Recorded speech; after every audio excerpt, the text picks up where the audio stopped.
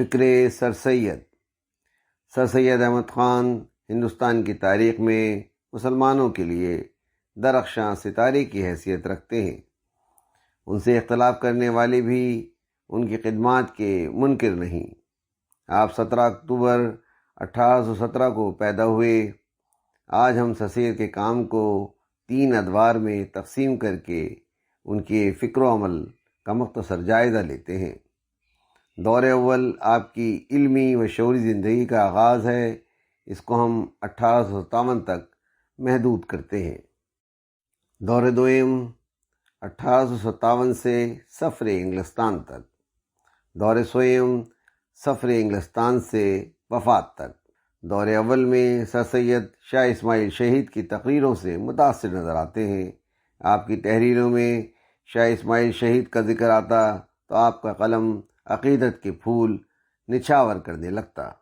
اس دور میں آپ ماضی کی شخصیات میں کھوئے ہوئے نظر آتے تھے۔ آپ کا خاندان مغلیہ دربار سے وابستہ تھا۔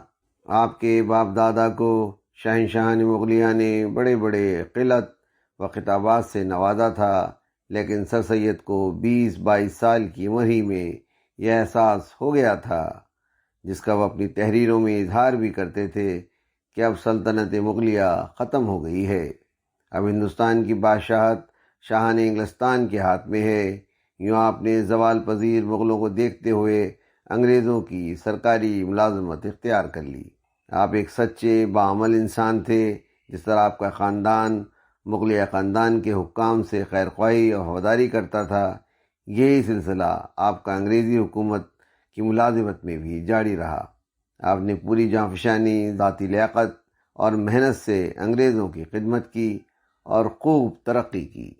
دوران ملازمت آپ نے آثار الصنادید لکھی، جو 1847 میں شائع ہوئی۔ اس کتاب میں بزرگوں اور عظیم ہستیوں کی نشانیوں، تاریخی مقامات اور آثار قدیمہ نیز اپنے زمانے کے فقراء، علماء، شعراء وغیرہ کا ذکر ہے۔ اس دور میں آپ انگریز حکومت کے حق میں رائے عامہ ہموار کرتے تھے۔ یہ وہ زمانہ تھا جہاں آپ کے سیاسی خیالات پر پردہ پڑا نظر آتا ہے۔ آپ براہ راست سیاست پر گفتگو سے پرہیز کرتے۔ 1857 سے قبل آپ کے سیاسی افکار کا اظہار بالواسطہ ملتا ہے۔ جنگ آزادی کا زمانہ آیا تو سر سید نے انگریزوں کی حفاظت کی۔ یہ بہت مشکل وقت تھا، لیکن آپ نے اس سخت عمل کو بہادری سے انجام دیا۔ آپ نے سخت مصیبتیں اٹھائیں۔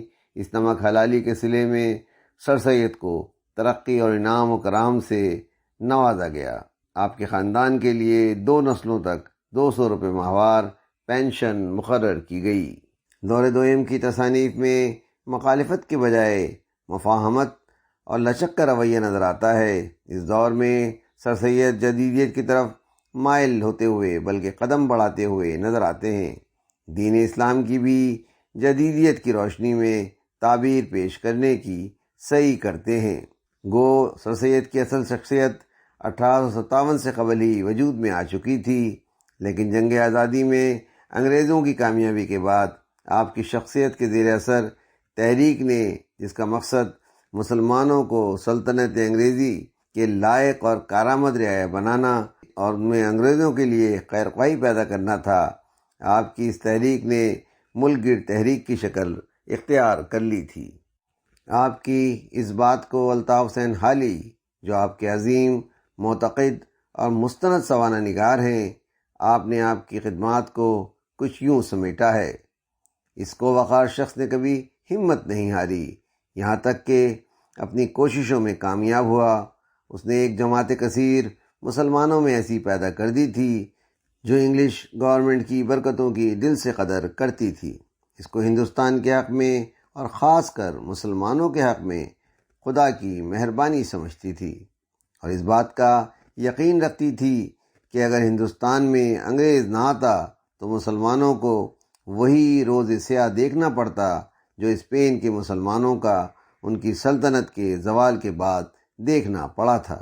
وہ اپنی سلامتی بلکہ اپنا وجود ہندوستان میں محض انگریزی حکومت کی بدولت جانتے تھے۔ سر سید کو انگریزوں کی طاقت کا بخوبی اندازہ تھا۔ وہ یہ سمجھتے تھے کہ اب ہندوستان میں انگریزوں کے سوا کوئی حکومت نہیں کر سکتا۔ اس لیے وہ مسلمانوں کی خیر خواہی اسی میں سمجھتے تھے کہ مسلمان ہر حال میں انگریزوں کے خیر خواہ بن کے رہیں۔ تیسرا دور، اس کا آغاز سفر انگلستان سے شروع ہوتا ہے۔ اس کا سبب بہت سادہ تھا۔ سر سید سمجھتے تھے کہ مسلمان انگریز حکومت کے سائے میں آباد ہیں اور اس وقت تک ترقی نہیں کر سکتے جب تک مسلمان انگریز قوم کے عادات و اطوار اور حالات سے خوب واقف نہ ہوں۔ اس دورے میں آپ کو انگریز معاشرے کو قریب سے دیکھنے کا موقع ملا۔ آپ اس موقع پر انگریزی تہذیب اور تمدنی اثرات کو دیکھتے ہوئے حیرت زدہ ہو کر رہ گئے اور ایک معصوم طفل مکتب بچے کی طرح مغرب کی ہر چیز کو دیکھنے لگے، اور یہ بات ایک بچے کی طرح سوچنے لگے کہ آخر یہاں کی ہر چیز ان کے قبضہ قدرت میں کیوں نہیں۔ دورہ انگلستان میں اپنی انگریز ملازمہ کی سلیقہ شعاری سے متاثر ہوتے ہیں، حیرت کرتے ہیں کہ وہ کتابیں بھی پڑھ سکتی ہے، ضروری مضامین بھی لکھ لیتی ہے، اخبار کا مطالعہ بھی کرتی ہے، ہر کام انتہائی سلیقے سے کرتی ہے، ڈنر اور سفر کا سامان اس طرح حسن و خوبی و درستگی سے انجام دیتی ہے کہ آپ یقین جانیے اگر یہ عورت جو نہایت غریب آدمی اور خادمہ کی نوکری کی محتاج ہے، دن رات ہماری خدمت میں حاضر رہتی ہے، اگر ہندوستان آ جائے اور اچھے سے اچھے امیر آدمی کی عورتوں سے ملے، ان کو محض جانور سمجھے اور نہایت حقارت سے ان سے نفرت کرے، یہ نتیجہ صرف اور صرف عام تعلیم اور تربیت کا ہے۔ دور اول، دوئم، سوئم کے مختصر تعارف سے ہم سمجھ سکتے ہیں کہ سر سید احمد خان نے آج سے 100 سال پہلے مغرب اور اجمی ہندی کلچر کے جن دو سروں کو ملا کر ایک دائرہ بنانا چاہا تھا۔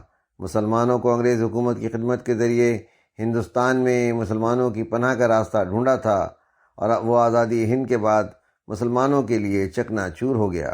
بعض کے خیال میں آزادی ہند کے بعد جو دائرہ بنا وہ بظاہر مکمل ہوتا نظر آ رہا تھا، لیکن ایسا نہیں ہوا۔ صرف مسلمانان ہند ہی تقسیم در تقسیم کی نفسیات کا شکار نہیں ہوئے، ہندوستان کی کثیر آبادی تقسیم سے زخم خوردہ ہے۔ جسونت سنگھ نے اپنی کتاب جناح میں درست لکھا ہے کہ تقسیم نے ہندوستان کو بہت گہرے زخم دیے ہیں۔ ہم نے سوچا تھا ہمیں تقسیم کے بعد شانتی مل سکتی ہے۔ نہرو نے بھوپال کے نواب کو دل چھو دینے والے انداز میں لکھا تھا۔ ان کا یہ اندازہ جائز تھا کہ ہندو اور مسلمان عقیدے کی بنیاد پر ہندوستان کی تقسیم منظور کر کے ہمارے قومی اختلافات کا حل نکال کر ایک مستقل امن والے دور کا آغاز کریں گے، لیکن ایسا نہیں ہوا۔ مغلوں کے بعد سر سید احمد خان نے جس طرح ہندوستان میں مسلمانوں کے لیے ہندو اکثریت کے خوف سے بلند ہو کر راہ نکالنے کے بجائے مغرب کو اپنے خوف کا حل نکالنے کے لیے سہارا بنا کر جینے کی راہ تلاش کی، اس کے نتیجے میں مسلمان ڈرے ڈرے انجان بن کر جس طرح مغرب کو قبول کر رہے تھے، اس فکر سر سید کے نتیجے میں مسلمان بالواسطہ ہندوستان کی اکثریت سے اپنے لیے دوری پیدا کر رہے تھے۔ اس موقع پر آپ کو ہندوستان کی اکثریت سے اپنی اس بے اعتنائی کا حقیقی احساس نہیں ہو رہا تھا کہ وہ سرزمین پر جہاں وہ ہزاروں سال سے رہ رہے تھے، کئی سو سال اس پر حکومت کرتے رہے تھے، اب وہاں اپنے خوف کے سبب اپنے رویے سے خود کو اجنبی بنا رہے ہیں۔ وہ مغرب اور ہندوستان کی اکثریت کے ساتھ جس طرح قبول اور رد کے فارمولے بنا کر جینے کی راستہ نکال رہے تھے، اس کے اچھے نتائج کیسے نکل سکتے تھے؟ اس خوف کی نفسیات نے حقیقت کو جیسا کہ وہ ہے ہمیں دیکھنے سے محروم کر دیا۔ اب تو یہ بات واضح طور پر سامنے آ چکی ہے کہ اس عمل نے بالخصوص ہمارے اوپر کے طبقے کو نقال اور بہروپیہ بنا کر اندر سے کھوکھلا کر دیا ہے۔ نچلا طبقہ اس کھوکھلے ڈھانچے کے بہروپ کو حیرت، اشتیاق اور نادیدہ پن سے تک رہا ہے۔ حقیقت یہ ہے کہ اب ہمیں ایک نئی ترتیب کے ساتھ رہنساں نشاط ثانیہ کی ضرورت ہے۔ تاریخ کی نئی تعبیر اور نئے تاریخی شعور کے ذریعے ہم اپنے نظم العین کی ایک ایسے دائرے میں تشکیل کر سکتے ہیں جس کا سنگم مغرب اور ہندوستانی کلچر اور ہمارے اپنے نظم العین کے گہرے اور وسیع ادراک پر قائم ہو۔ یہی وہ انسانی رشتوں کے لیے وہ سنگم ہوگا جو نہ صرف تقسیم ہند کے بعد ہمارے خطے میں بلکہ ساری دنیا میں ہمارے پرامن وجود کے لیے چوتھا جہد ثابت ہوگا۔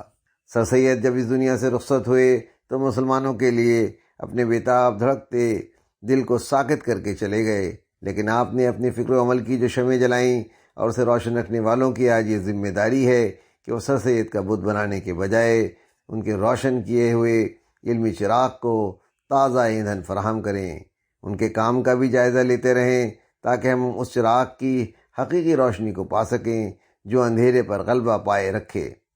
سر سید کی اس فکر پر بھی غور و فکر کریں کہ مغلوں کے زوال کے بعد آپ کو ہندوستان میں ہندوؤں سے خوف کیوں پیدا ہوا، آپ نے ہندوستان کو اسپین کیوں سمجھا، آپ کو کیوں انگریزوں کی جانب اتنا زیادہ جھکنا پڑ گیا، آپ نے ایسی راہ کیوں نہ نکالی جو ہندو مسلم کے درمیان بد اعتمادی کی فضا کو کم کرتی اور ہندوستان میں مسلمانوں کو خوف سے نکل کر جینے کا حوصلہ و ہمت فراہم کرتی۔ تحریر و بیان، سراج الدین۔